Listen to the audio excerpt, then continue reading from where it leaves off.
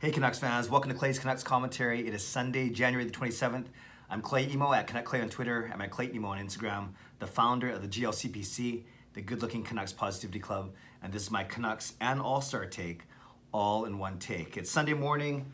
Father Harris and I recovering from a very fun night last night. Gonna head to church, grab lunch, and then head home to Vancouver. And what a day it was yesterday. I'm gonna give you a quick recap of our experience from All-Star Saturday. Started off after breakfast, we headed over to the convention center, went to the Fan Fest, as they call it, or the Fan Festival, and really neat place, obviously what you'd expect from a festival like that, open to the public, ticketed of course, but open to the public, and not everyone that went to the Fan Festival got to go to the skills or the game, but a lot of people did. They had the whole weekend pack. Regardless, there are a lot of things for kids there. There are a lot of contests, shooting accuracy, hardest shot, scrimmages, the mascots were there, so on and so forth. For the adults, there were also some fun games and contests to play.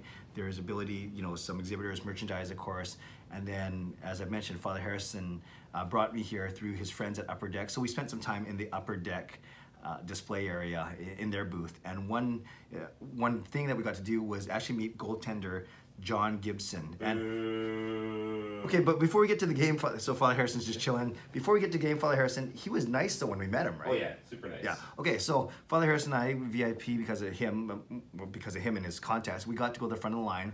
So he sees us in our Canucks gear and he gives us a hard time. He goes, I said, sorry for the jerseys, and he says, oh, don't worry. I've seen so many Sharks jerseys today, ha ha ha. Picture, fine. He signed some cards, really cool.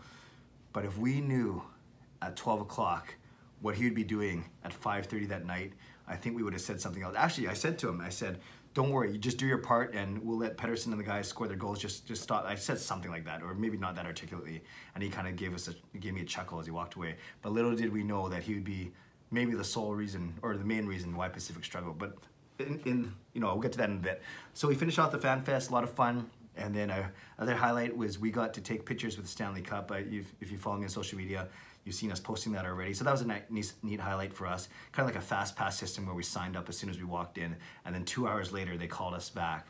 They texted us and said, no, it's your turn to take the picture. So we did that.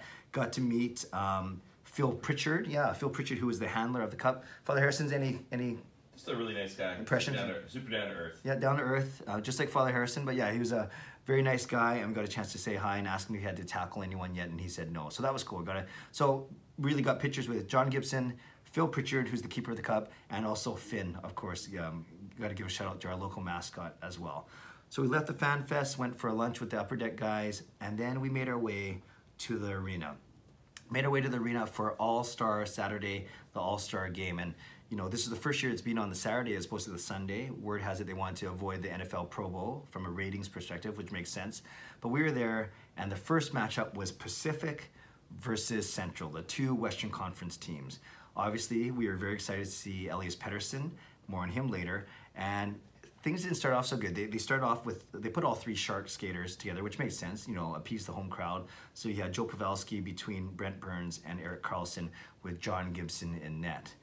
Well, on that first shift, Central scored. Then they scored again. And then McDavid and Draisaitl come out and they score again. Then Pettersson was even on the ice for 1 or 2 goals, so it wasn't his fault. So by the end of the first period, the score was 7-1, and those 7 Central goals came on 9 shots. That's right, John Gibson, Father Harrison, John Gibson made 2 saves and let in 7 goals. What were your impressions? What were you thinking at that time? This is horrible, and I'm so sad because I know I'm not going to see more Pettersson. That's the thing, like, not only, we weren't mad at Gibson, but with every goal, we looked at each other and said, that's it, we're going to see one more period from Pettersson and the Pacific Division. And sure enough, Pacific Division went on to lose 10-4 in that first game. They made it close with 3 goals in the middle, not close, they made it closer with 3 goals in the middle of the second period. By all intents and purposes, it was done by then. The Central Division was just cruising. You want to know how Elias Pettersson did? Well, I'm sure you guys saw it. He was stymied offensively. He had a couple breakaways and a couple close-in shots, didn't get a chance to score, tried to make a few passes. Some got intercepted, which is sometimes what happens, and other times he made some really nice passes, but his linemates couldn't score. Although there was one really cool moment, for 2 shifts in the second period, he got a chance to skate with Connor McDavid and Johnny Gaudreau, which was pretty exciting. That's obviously a very powerful line, and they combined for 1 goal. Father Harrison noticed, as did I, that Pettersson was trying very hard. You know, I kind of hinted that we were talking about how he might be one of the most determined players out there, and he showed it yesterday, actually back-checking, actually trying to make some defensive plays, but his team was just simply overmatched, and that was the first game. What was interesting then is we were talking about, by having the Pacific Division go play first and in essence losing, I was worried about what the crowd would be like for the rest of the game, for the rest of the night. And you could tell, you know, there certainly was a bit of a letdown in emotion. They weren't as invested because there's no Sharks team, no Pacific team to cheer for. Hindsight's 2020. Do you put that, you know, Western Conference team game second, not worry about the rest between games, because obviously it didn't hurt the Metro Division, and that way you at least keep the fans invested for longer.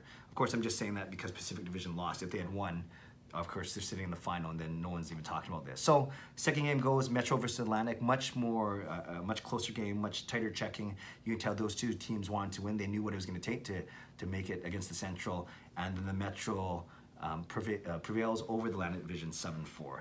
Then we get to the final. Oh, there's Bebe Rexha concert in the middle between the second and third games, but I didn't get a chance to see her. I got to see her later in the night, more on that in a second, because I was taking care of a merchandise issue. Came back for the final, and we saw Sidney Crosby, Matthew Barzal, and Henrik Lundqvist basically dominate the Central Division as the Metro went on to a 10-5 victory in the final, with Sidney Crosby winning the MVP. And we're happy to see Crosby. He played very well, you know, and a 3-on-3 when there's no checking, no hitting, and no clutching and grabbing allowed, he obviously had a chance to shine, and he still showed why many people still consider him the best player in the world, and Connor McDavid's getting there, but some would say he's not there yet. You know, I'm torn. I'm fine with either guy, obviously, and it was a great chance to see both of them.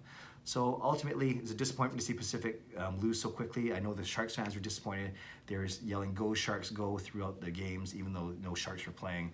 But hey, at least they stuck around, and it was a blessing to see all those players, 40 of the best players in the world, obviously, going at it.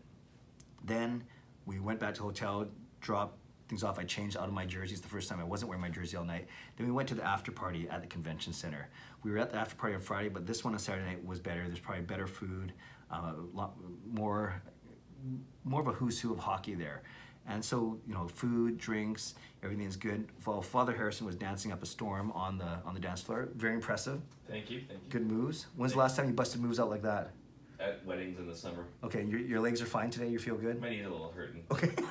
He was giving it. He was good. Bring me back to the old school. It was awesome. So while he was dancing and hanging out with his buddies, I did that for a bit. But then I took a walk around, because that's what I do. I like to meet people and whatever it may be.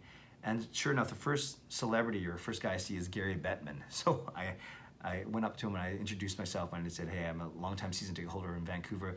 Looking forward to having the draft this June." So he said, "Oh, thank you, nice to meet you."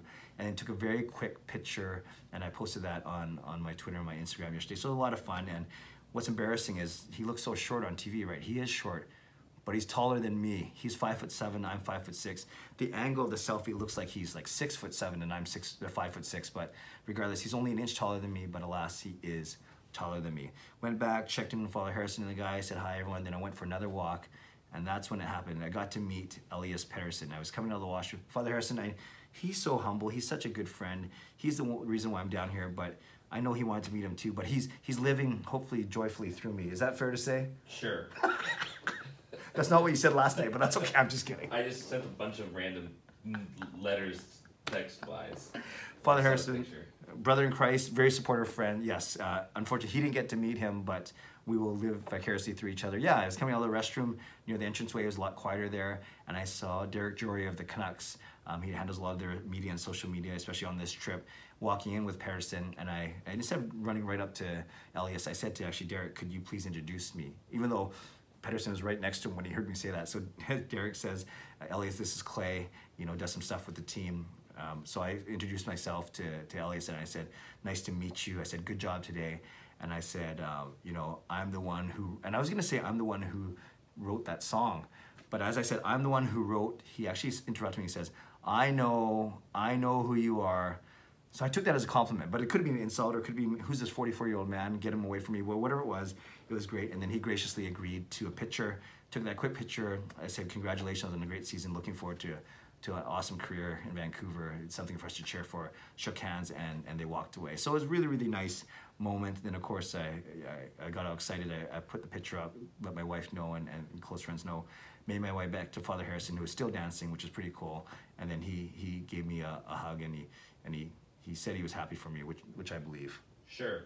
Again, sure. One word answer. That's fair. So and then Bebe Rexha comes out, the famous artist and producer and songwriter, and she sang for about an hour 15.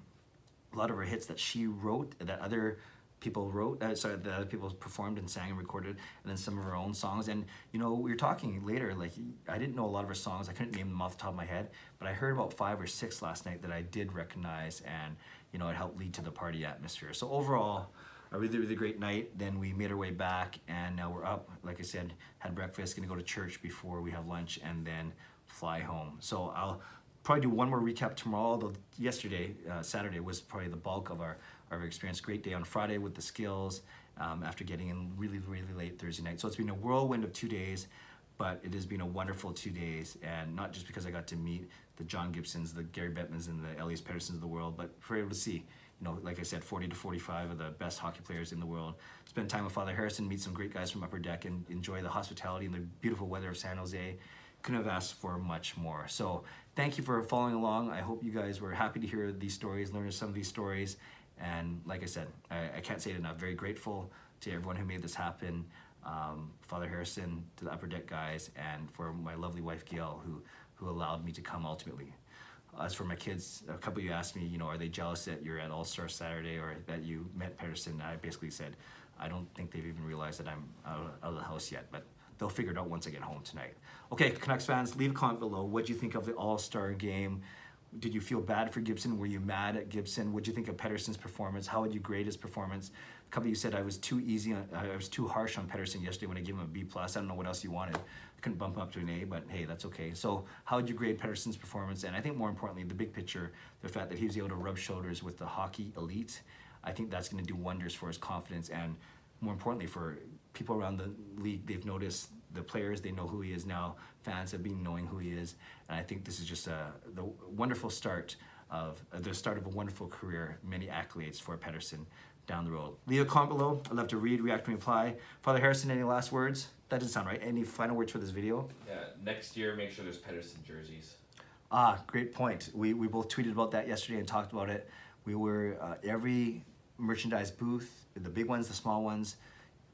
Nothing, no Canucks stuff, only youth jerseys, which is fine, you know, happy for the youth, but no adult Pettersson jerseys or jerseys. Quite disappointing. So you have to go online to buy those, but you know, obviously the convenience, and I think if he continues to play better, they're going to start to have those in stock. It's not like they're sold out. Yeah, exactly. But we'll worry about that for next year. Okay, thanks for watching. Subscribe if you like to, like this video if you like to. I'm Canuck Clay. Thanks for watching. We got to head home soon. God bless.